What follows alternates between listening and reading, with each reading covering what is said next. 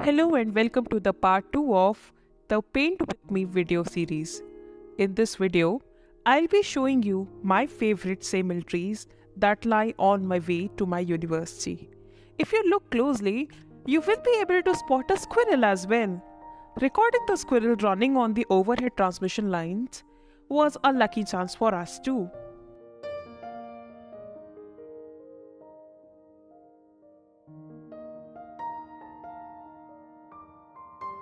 Later in the video, I will elaborate upon my painting technique as well as an anecdote associated with these trees. I have used Derwent Inktense Blocks set of 72 for this painting and water brushes since I feel that it's easier to control water that way. Semal trees are commonly known as cotton trees or ambiguously as silk cotton or kapok. The giant red blooms of this tree falling under the influence of gravity and huge beehives on the top branches of this deciduous leaf-driven tree have always been my personal favorite. Here, in this part of the northern plains, they bloom in March-April, and this is the best time of the year. The otherwise shabby and often neglected streets of the city are decked with these beautiful red blooms as if preparing for guests to arrive. And for once in the entire year, I can appreciate something else other than the nasty potholes. As a child, I often wondered what these tall giant red trees with humongous blooms were called. Of course, I was way too shy to ask my parents. Once, after noticing a lot of white droplets on the windshield of my father's car, I asked him what are these? They don't appear to be a bird's droppings. And at that moment, I learned that it was called the Semal Blossoms and that leave their nectar behind after getting bruised from their fall. It was just a tiny incident. I don't know why I just wanted to include in this video. Later, learning about these trees as a part of my syllabus in high school geography was an assignment I willingly did. This Asian tropical tree has a straight tall trunk and its leaves are deciduous in winter. Red flowers with 5 petals appear in the spring before the new foliage. It produces a capsule that, when ripe, contains white fiber like cotton. The white fluffy fibers are carded into thread and woven into textile in Nepal and India. In northern India, fibers are also used in pillows. In Thailand, the core flowers of forms the essential ingredient of their spicy noodle soup, as well as the kang khai curry. Its flower buds are known as Marathi mogu and are also used in regional cuisine of southern India as a spice as well as in herbal medicine.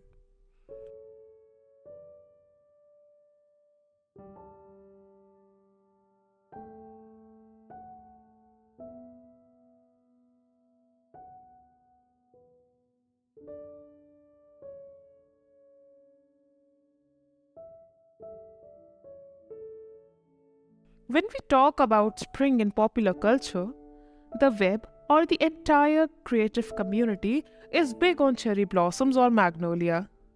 Seldom anyone talks or creates around native trees that are equally beautiful. Japan may have cherry blossoms, but my Kanpur has Semal. And this inequality of representation just pains my heart. Therefore, I decided to paint these Semal blossoms this season. While painting botanical illustrations, you must always start with a clean brush.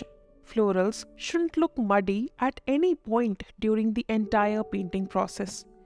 You should always reactivate your paint slabs by spraying them with water.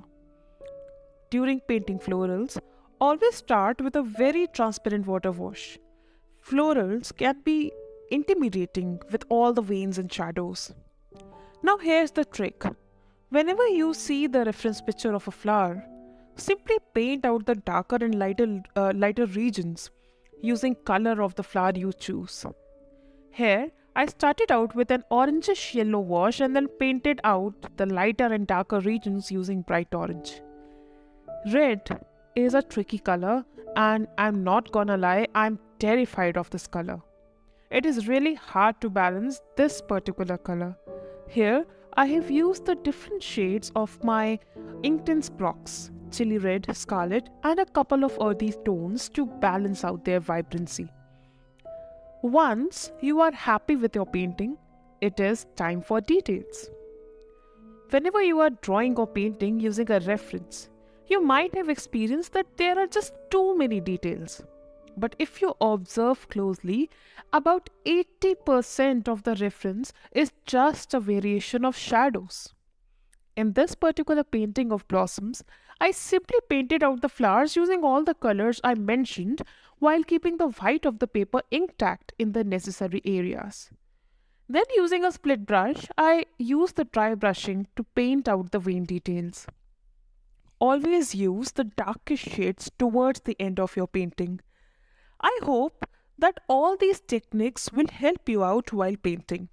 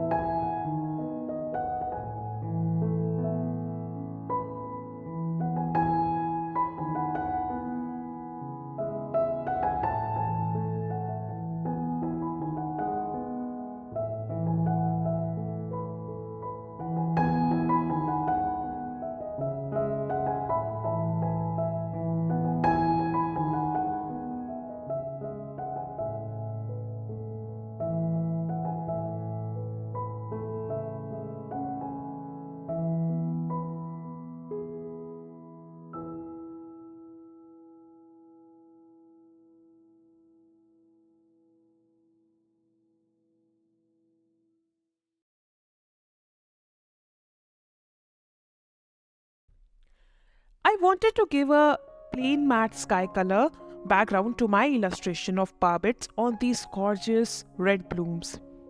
This was the natural color choice for me because light blue backgrounds bring out the foreground details and I don't want my audience to get distracted from the painting.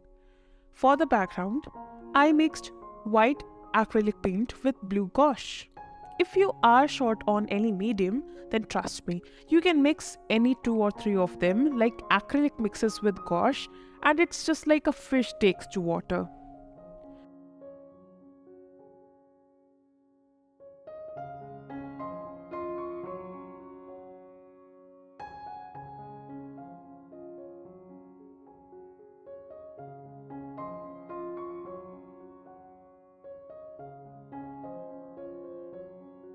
I did not want the brush strokes to be visible, so here's what I did.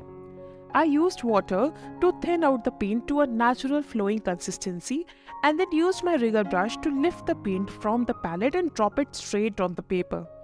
The paint was liquid enough to line the borders without actually using the brush strokes. It was like the capillary effect kind of thing. Like the water naturally absorbs on your paper and you really don't need to use your brush strokes to cover the region.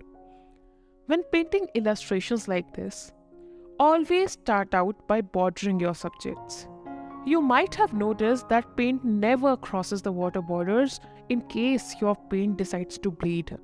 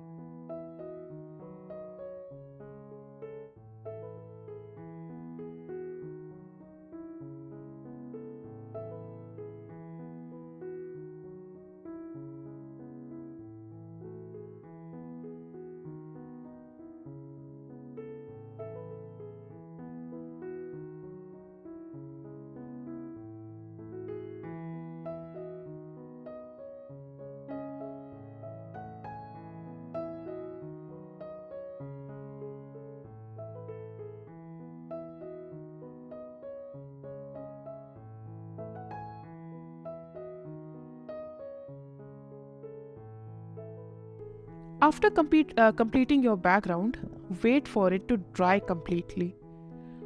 Often, artists complain about the masking tape ripping out their paper. Here's how you can avoid it. Before taping it on your paper, tape it on your bedsheet or a clean wooden table so that the excess glue is left behind. Use this technique next time and you will never see the tape tearing your paper ever again. Here, we are done with the painting and I hope that you enjoyed watching the painting come together. Do subscribe and share with your friends and tell us about your thoughts on this painting in the comment section. See you all really soon. Until then, bye. Hope that your days are full of spring sunshine and lots of love.